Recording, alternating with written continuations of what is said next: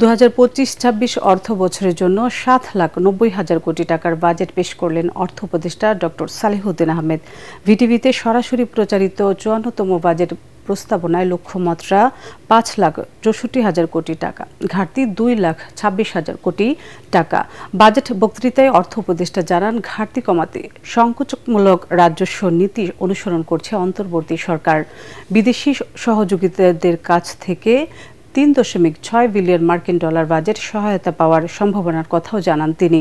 অর্থনীতির ভারসাম্য রক্ষায় বৈষম্যহীন সমাজ প্রতিষ্ঠায় বাজেটে সর্বোচ্চ অগ্রাধিকার দেওয়া হয়েছে কর্মসংস্থান, মানব সম্পদ ও সামগ্রিক সামাজিক উন্নয়নে। শারফুল আলমের রিপোর্ট। জুলাই বিপ্লবে আত্মোৎসর্গকারীরা আমাদের সামনে একটি বিরল সুযোগ তৈরি করে দিয়ে গেছেন দেশকে। সংকোচনমূলক রাজস্ব নীতি অনুসরণ করেই অন্তর্বর্তীকালীন সরকারের ও অর্থ উপদেষ্টা হিসাবে নিজের প্রথম বাজেট উপস্থাপন করেন ডক্টর সালেহুদ্দিন আহমেদ। 54তম প্রস্তাবিত বাজেটে ব্যয় ধরা হয়েছে 7,90,000 কোটি টাকা। ইতিহাস সৃষ্টি করে আগের অর্থ বছরের চেয়ে এবারের বাজেট কমল 7,000 কোটি টাকা। বিশাল বাজেটের উন্নয়ন পরিচালনা, খাদ্য, দেশি বিদেশি ঋণ পরিশোধ ও অগ্রিম ঋণ প্রদান, বার্ষিক উন্নয়ন কর্মসূচি সব মিলে এই অর্থ ব্যয়ের প্রস্তাব দিয়েছেন অর্থ উপদেষ্টা। আপাতত প্রবৃদ্ধির গতিবৃদ্ধির পরিবর্তে অর্থনীতির ভিত মজবুত করার দিকে আমরা অধিকতর মনোযোগ দিচ্ছি। এই শক্তিশালী ভিত্তি হবে আগামী বাংলাদেশের বিনির্মাণের সোপান এবং সকল স্তরে বৈষম্যহীন ব্যবস্থার নিশ্চয়তা প্রদান হবে আমাদের মূল লক্ষ্য। উচ্চ মূল্যস্ফীতির মধ্যেই এনবিআর এর রাজস্ব লক্ষ্যমাত্রা বাড়ানো হয়েছে। আসছে অর্থ বছরে রাজস্ব আদায়ের লক্ষ্যমাত্রা ধরা হয়েছে 5,64,000 কোটি টাকা। চড়া সুদে ঋণের পরিমাণ কমাতে ঘাটতির লক্ষ্যমাত্রা কমানো হয়েছে। কঠিন অর্থনীতির বিশেষ সময়ে সবচেয়ে বেশি প্রাধান্য দেওয়া হচ্ছে মূল্যস্ফীতি নিয়ন্ত্রণ।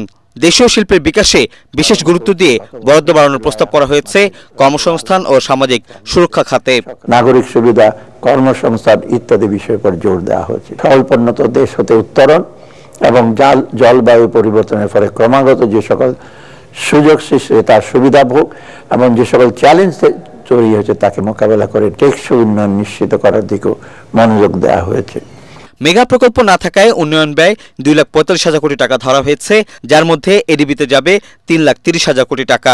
বাজেট বক্তৃতায় সংস্কারের অংশ হিসাবে কমিশনগুলো কাজ করছে জানিয়ে অর্থ উপদেষ্টা চলতি অর্থ বছরের সম্পূরক বাজেট উপস্থাপন করেন।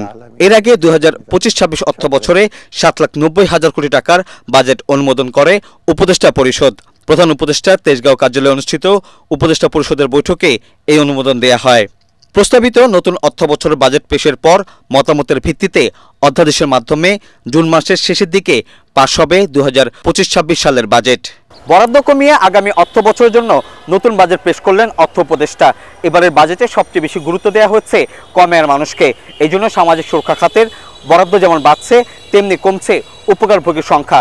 বিশ্লেষকরা বলছেন, উপকারভোগীর জন্য যে অর্থ বরাদ্দ দেওয়া হোক না কেন তা যেন সঠিকভাবে সবার কাছে পৌঁছায়, তা বাস্তবায়ন করতে হবে সরকারকেই।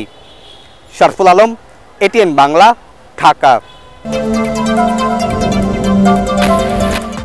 প্রস্তাবিত বাজেটে কমতে পারে চিনি, চাল, ডাল, পরিশোধিত তেল, এলএনজি তরল, দুধ, ক্যান্সারের ঔষধ, ইনসুলিন, কৃষি যন্ত্রপাতি, বাস, মাইক্রোবাস, ই-বাইকের তালিকায় রয়েছে আইসক্রিম, বিদেশি পোশাক ও জুতা, গাড়ি, বিভিন্ন যন্ত্রাংশ। অন্যদিকে দাম বাড়ার তালিকায় রয়েছে বাড়ি নির্মাণের বিভিন্ন উপকরণ, AC, fridge, mobile phone, LPG, motorcycle, cigarette ও প্লাস্টিক পণ্য, বিদেশি চকলেট ও লিপস্টিক।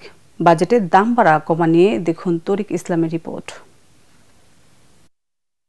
বাজেটে সাধারণ মানুষকে স্বস্তি দিতে কর ছাড় দেওয়ার প্রস্তাব রয়েছে বেশ কিছু পণ্যে। বাজেটে কমানো হতে পারে ঋণপত্রের কমিশনের উচ্চ কর। ফলে দাম কমবে চাল, ডাল, আটা, লবণ, চিনি ও ভোজ্য তেলের, যেখানে টন প্রতি 500 টাকা কমবে চিনির আমদানি ব্যয়। স্থানীয় পর্যায়ে ভ্যাট অব্যাহতি দেওয়ায় দাম কমবে স্যানিটারি ন্যাপকিন, তরল দুধ ও কলমের। সম্পূরক শুল্ক কমানোর ফলে দাম কমবে বিদেশি মাছ ও মাংস, পোশাক, জুতা ও বিদেশি প্লাস্টিক পণ্যের। স্যামন, টুনা ইত্যাদি মাছের উপর সম্পূরক শুল্ক কমানো হয়েছে। দাম কমার তালিকায় রয়েছে বাস, মাইক্রোবাস, ই-বাইক, বাসের টায়ার সহ বিভিন্ন যন্ত্রাংশের। ভ্যাট অব্যাহতি থাকায় দাম কমবে বড় আকারের মনিটরের। এছাড়া দাম কমার তালিকায় রয়েছে এলএনজি, তরল দুধ, ক্যান্সারের ওষুধ, ইনসুলিন ও কৃষি যন্ত্রপাতির। বাজেটে রাজস্ব লক্ষ্যমাত্রা ধরা হয়েছে 5,63,000 কোটি টাকা। বিশালের লক্ষ্যমাত্রা পূরণে নতুন করে কর বসানো হয়েছে বেশ কিছু পণ্যের। ভ্যাট অব্যাহতি সুবিধা কমানোয় বাজেটে দাম বাড়তে পারে মুঠোফোন, ওয়াশিং মেশিন ও ব্লেন্ডারের। দাম বাড়বে থালা বাসনসহ তৈজসপত্রের। তবে ভ্যাট ছাড় দেওয়া হয়েছে পরিবেশ বান্ধব তৈজসপত্রের। দাম বাড়ার তালিকায় রয়েছে গৃহ নির্মাণের বিভিন্ন উপকরণের। দাম বাড়বে রড, সিমেন্ট, লিফট, বার অ্যাঙ্গেল, টাইলস, স্ক্রু, নাটবোল্ট ও নির্মাণ সামগ্রীর। খরচ বাড়বে এলপিজি সিলিন্ডারে, ফলে বাড়তে পারে খাওয়ার বিল। দাম বাড়বে শিশু খাদ্য ও বিদেশি চকলেটের। বাজেটে দাম বাড়ায় তালিকায় রয়েছে সিগারেট, ফ্রিজ, শীতাতপ মেশিন, দেশি বিদেশি আমদানিকৃত গাড়ি, খেলনা, মোটরসাইকেল ও ইজি বাইকের যন্ত্রাংশের, যা কার্যকর হবে 1 জুলাই থেকে। তরিক ইসলাম, এটিএন বাংলা, ঢাকা। দূরত্ব গুছিয়ে জুলাই সনদের তালিকায় বেশি ইস্যু যুক্ত করার আহ্বান জানিয়েছেন প্রধান উপদেষ্টা doctor Mohammad Yunus. Foreign service একাডেমিতে জাতীয় ঐকমত্য কমিশনের সর্বদলীয় বৈঠকে এই আহ্বান জানান তিনি। জানান সবার মতামতে চূড়ান্ত করা হবে জুলাই সনদ। এ সময় প্রধান উপদেষ্টা বলেন, বিভক্তি নয়, করতে হবে ঐক্যবদ্ধ হওয়ার রাজনীতি। বিস্তারিত জানাচ্ছেন একরামুল হক সায়েম। দ্বিতীয় দফায় সর্বদলীয় বৈঠক করল জাতীয় ঐকমত্য কমিশন। এই আয়োজনকে ঘিরে বিভিন্ন রাজনৈতিক দলের নেতাদের মিলন মেলা হয় ফরেন সার্ভিস একাডেমি সম্মেলন কক্ষে। প্রধান উপদেষ্টা ও জাতীয় ঐকমত্য কমিশনের সভাপতি অধ্যাপক ডক্টর মোহাম্মদ ইউনূস উদ্বোধনী বক্তব্য রাখেন। বলেন, জাতির প্রকৃত ভবিষ্যৎ রচনা করছে ঐকমত্য কমিশন। সবাই মিলে বাংলাদেশের প্রকৃত ভবিষ্যৎ রচনা করা হচ্ছে, এটা আমাকে শিহরণ জায়গায় অত্যন্ত আনন্দিত হয়েছে যে কত গভীরভাবে আপনারা এটাতে গিয়েছেন এবং শুধু ওনাদের সঙ্গে কমিশনের সঙ্গে আলাপ করে না, নিজেদের ভেতরে আলাপ করেছেন এবং আন্তরিকভাবে বুঝে আমাদেরকে বলার চেষ্টা করেছেন, আপনাদের সঙ্গে বিতর্ক করেছেন কমিশনের সঙ্গে। এটা আমাকে অত্যন্ত হৃদয়ে টাচ করে আমাকে, যে এরকম আগ্রহ নিয়ে সবাই যদি আমরা বসি, নিশ্চয়ই একটু ভালো কিছু এর মধ্যে থেকে আসবে। জুলাই সনদের মাধ্যমে অনেকগুলো বিষয়ে একমত হওয়ার গুরুত্ব তুলে ধরেন প্রধান উপদেষ্টা। আশা করেন বিভিন্ন বিষয়ে দূরত্ব কমার। মিলিয়ে শেষ পর্যন্ত আমরা জুলাই সনদ করব, এইটাই হলো আমাদের লক্ষ্য, যেখানে আমরা সবার ঐকমত্যগুলো তুলে ধরবো। অনেকগুলো বিষয় হচ্ছে কাছাকাছি এসে গেছি, আরেকটু হলে আমাদের তালিকাতে আরেকটা সুপারিশ যুক্ত হয় ওই ঐকমত্যের সুপারিশে। তো এই সুযোগ যেন আমরা হারিয়ে না ফেলি।